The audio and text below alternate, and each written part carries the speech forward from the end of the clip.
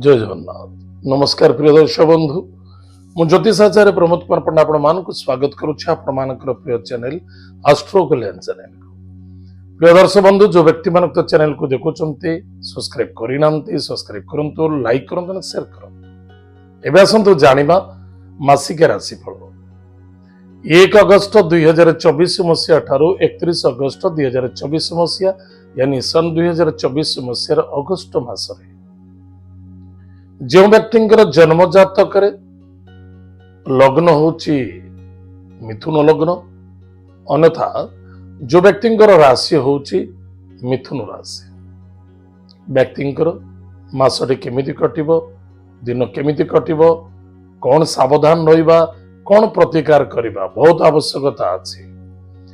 प्रिय दर्शक बंधु जो व्यक्ति मानकर राशि होची मिथुन राशि विशेष करी आपणक पाखरे ए मासर धैर्यर बहुत आवश्यकता अछि। नजर हटा दुर्घटना घटा बिल्कुल मन रखिथिबा दरकार। कौन भी कार्य करुचंती निशा द्रव्य ठारू दूरे रुहंतु जिद्दी क्रोध ठारू दूरे रहिबा अत्यंत आवश्यकता अछि। आपणकर जिद्दी आपणकर क्रोध आपणकर मानसिक क्षेत्र में स्थिरता न रहिबा इनबालांस ए कार्य करिबा ए सब जिनस द्वारा आप निजे पीड़ित एवं अनेक प्रकार कष्ट एवं समस्या रे सम्मुखीन हेबे। द्वादश भाव वर्तमान मंगल अछंती जगी रखी चलवा अत्यंत आवश्यकता अछि। कौन सी प्रॉपर्टी जमीन जायदाद क्षेत्र में कौन सी आपण कार्य करूचंती क्रय विक्रय बा मीडिएटर कार्य करूचंती सावधान रहिबे। कौन सी जमी बाड़ी क्षेत्र में मापचुप करबा पई कौन सी व्यक्ति सहित आर्गुमेंट करंतु नाही। दि पैसा को संचित रखिबा पई चेष्टा करंतु। बेफिजुल खर्च करबा उचित नुहे। अधिक आशावादी होबा जल्दबाजी डिसीजन नबा आपण पई घातक होई पारे प्रतिघातक मध्य होई पारे। यथेष्ट सावधान।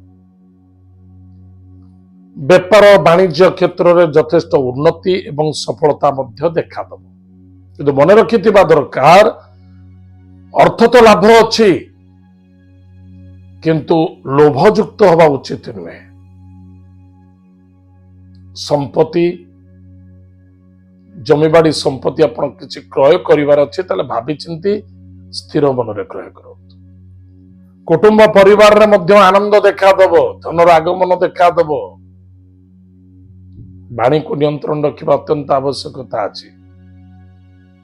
कौन सी व्यक्ति को दान दौचंती बा गिफ्ट दौचंती बा कौन सी व्यक्ति आपण को दौची ताको बार भलो भाबरे ध्यान रखिबा आवश्यकता अछि एवं स्थिर मनोवृत्ति नहीं चिंता करिवे केउटा ठीक एवं केउटा भूल। निजर कमजोरी कौन सी व्यक्ति आगे परिप्रकाश करंतुनी। सांग दोस्ती मित्रता मध्यरे यथेष्ट सावधान रुहंतु। चाहे निजर पर्सनल मैटर हो चाहे पारिवारिक मैटर हो बा भाई भौणी मैटर हो बाहर केबे प्रकाश करंतुनी। यह द्वारा समस्या वृद्धि पाइबो विश्वास रे विश्वासघात लागिबो। एति निमित्त वाणी को नियंत्रण रखिबा धैर्यर आवश्यकता अछि। धर्म विरुद्ध होबा उचित नुहे। दूर यात्रा विदेश यात्रा भ्रमण जोग मध्य देखा दउछि। एतद व्यतीत गुप्त रोग रे मध्य पीड़ित होई पारंती। गुप्त शत्रु जागृत होई जाई पारंती। विशेष करी कौन सी सांग दोस्ती मित्रता मध्य रे जदि आपनको सहित कौन सी दिन भी 5 वर्ष 10 वर्ष 6 मास बाद 8 दिन पूर्व हो ना कहीं कलह हेतिला आर्गुमेंट थिला निश्चित सेमानक सहित बसी कौन सी फंक्शन बा पार्टी अटेंड करबा उचित नुहे बा मदिरा निशा द्रव्य ठारू दूरे रहबा अत्यंत आवश्यकता अछि। या द्वारा हानिकारक घटी पारे। पिता वयोज्येष्ठ व्यक्ति को सम्मान आदर भक्ति करंतु।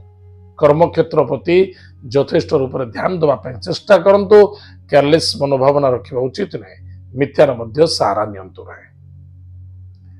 प्रिय दर्शक बंधु विद्यार्थी माने विद्या क्षेत्र में सफलता अर्जन करिवे।